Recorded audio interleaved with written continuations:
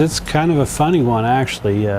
My wife is originally from Guadalajara, but she lived up in San Francisco, and that's basically where I met her. And we would go over to, I did a lot of work out there, and basically we went over to Napa Valley and stuff, and she likes a sweeter wine and a more gentle wine. And after many times of buying wine, we just, she said, I just don't like wine. And I told her, I said, oh heck, my family used to make wine, and you know, I can do it too, you know, but you know, that's 20 years ago, you know, when I was younger.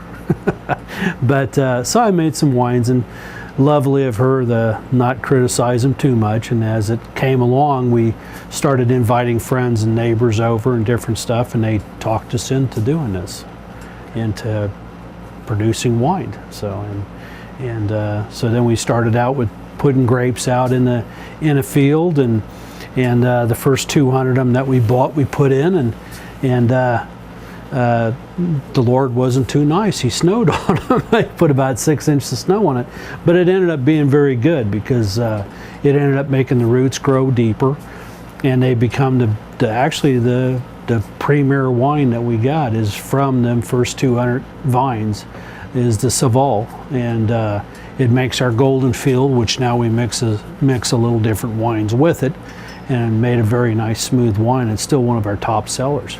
So here in about another 3 to 4 weeks, we'll start picking grapes. We'll get neighbors and friends and relatives to come out, and normally it starts with the white grapes. They're usually the first ones to come through, which is the Saval or the Sauvignon Blanc. And basically we get everybody coordinated to where they all start coming here at about the same day or so, and then we start washing them and cleaning them, and we start the process of crushing them, and then they go into these big steel vats that we have. And basically when we start, we crush the grapes, and we fill this tub completely full every time that one of these completely full. By the time we press it, fills one of these tanks up. And the reds, we actually ferment the reds in here. There's a different process between the reds and the whites.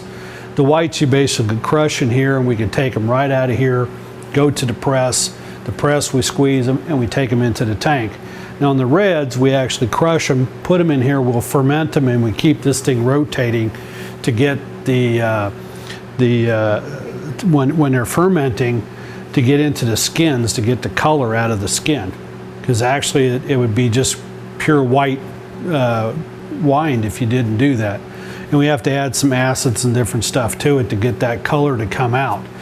After about a week or two after you're done fermenting, we take the specific gravity of it and watch where it's at when it starts, and when it hits 0.99, then basically it's done. It's done with fermenting and everything. Then we take them out of there and we press them, and then we put the juice in these big tanks.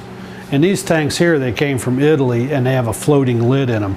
So if you don't fill them completely up, if it's down here, that lid goes down here, so we can keep the air away from it. It makes a more fresher and really good wine that way.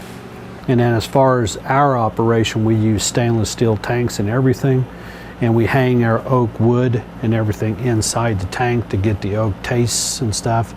And then we filter and clean them. And then once they're at about 9 to 10 months, we feel they're ready, then we'll go ahead and finally bring it out and put it into the bottles, bottle them, and then we do the bottling conditioning, which is just let them set for about 3-4 months or 6 months, whatever it takes to make them taste decent in the bottle. And they do drastically change once you take them out of the tank and put them in the bottle, and then we basically store them for a year if we can, and bring them out and try to start selling them. And they're about, we produce somewhere around 4 tons of grapes per each variety, and by the time we get those processed, crushed, put in the tanks, and pressed down, it usually ends up being about 200 gallons worth of pure wine when we're done, 180 to 200 gallons. Well, basically when we started out, you know, making wines, before we ever got to this point, we did them in 5-gallon batches. Basically we'd mix up, make something, keep very good dated records of exactly what we put in to make that batch. And then as we went on, then we went and said, we like this, so then we go ahead and double, triple the amounts and make 3 batches and save this and make sure we get our qualities always the same, quantities and everything. And as we did that, we found out we could control the quality, and then once you got that down to where you could repeat that consistently like we were doing, and the temperatures and the heats and everything like that, it was actually not too bad to get it into larger quantities like we're doing. And when we're producing about 15,000 bottles every year, so but this year we're going to have probably a lot less this year because of the weather's been crazy. But other than that, that's how we actually started doing it. All our recipes that we provide are all from my aunts and uncles or people that we've actually learned from.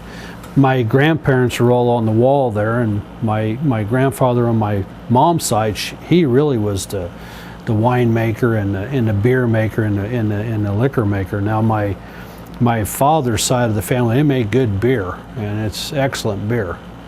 And we know how to do that too. But most of my aunts and uncles, as I got the recipes and we ran them and made them, and they, all of them passed away before we ever got 30 days before the door opened up. My father actually passed away.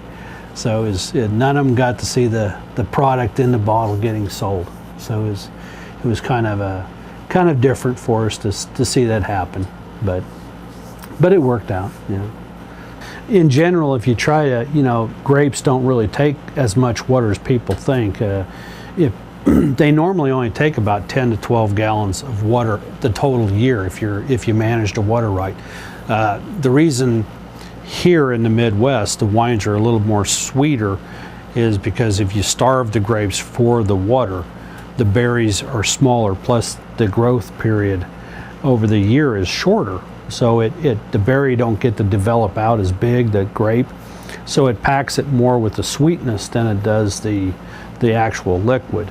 And that does make a big difference. And the weather does change each year of the grapes. You can tell every year that we make wine, there's just something slightly a little different in them. The internet's been the driving force for us. I mean, there's no doubts. We are not signed up with distributors yet and stuff like that. So ours is mainly television and internet mainly, and we get a lot of advertisement through the internet. That's where a lot of the people that come off the freeway find us. We don't have signs on the freeway, and we sell a lot of wine out of state, really. I mean, a pretty good majority of it's through the internet, where they look us up, they give us a call, they want to talk, and a lot of them passing through, they find it through the internet connection, they stop by, and next thing you know, they're online to us every day, or now and then. We got people from California, people from New York, people from Texas. They send us an email and want to buy wine through that way, and it's been actually our driving force here. That's really helping us move our business along, and not having to worry about did the sign blow down, or is the distributor going to take wine this week or not. It's been a really handy tool for us. We do a lot of parties and stuff like that where groups come in, like Rotary clubs and stuff like that, or all these auxiliary clubs and stuff. They'll come in and they make a really nice fun time when you get about 20 people in here, and they're all having good laughs and stuff. And of course we offer on the wine tastings, if you bring a group in, we'll have the cheese, crackers, hors d'oeuvres, and stuff like that, and we can make a meal deal out of it for everybody to come and enjoy. And sometimes those turn out to be like 3, 4 hour, 5 hour deals, and it's fun to sit back here and watch the people enjoy what you made with your hands, And of course, my wife's a very fine cook, and with her Latin background, it really helps, because you're offering things that hors d'oeuvres that no one's ever had, and the wines pair with it very well. And we get a lot of repeat business that way, and we're hoping that helps us grow for a long time.